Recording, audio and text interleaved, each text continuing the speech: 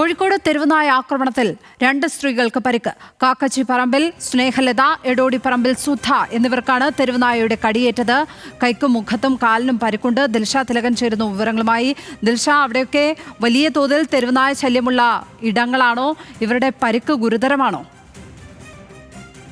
ഒരു സംഭവം ഉണ്ടാകുന്നത് കോഴിക്കോട് കൊളത്തറ അറക്കൽപ്പാടത്താണ് തെരുവുനായയുടെ ആക്രമണം ഉണ്ടായിട്ടുള്ളത്. പരിക്ക് സാരമുള്ളതാണ് എന്നാണ് ആശുപത്രിയിൽ നിന്ന് നമുക്ക് ലഭിക്കുന്ന വിവരം. 2 സ്ത്രീകൾക്കാണ് പരിക്കേറ്റത്.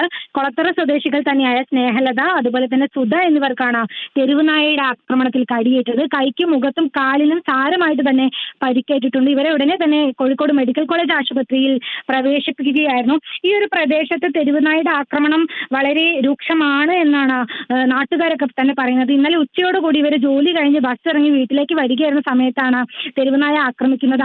ആദ്യം സ്നേഹലതയ്ക്കാണ് കടിയേറ്റത്. നായ കൈക്കും മുഖത്തും കടിച്ചതോടെ ഇവർ നിലത്ത് വീഴുകയായിരുന്നു. ഇത് കണ്ട് സ്നേഹലതയെ രക്ഷിക്കാൻ വേണ്ടി ഓടിയെത്തിയതാണ് സമീപവാസിയായിട്ടുള്ള സുധ. സുധയുടെ കൈക്കും കാലിനും ദിൽഷ തിലകനാണ് കോഴിക്കോട് നിന്ന് വിവരങ്ങൾ പങ്കുവച്ചപ്പോൾ.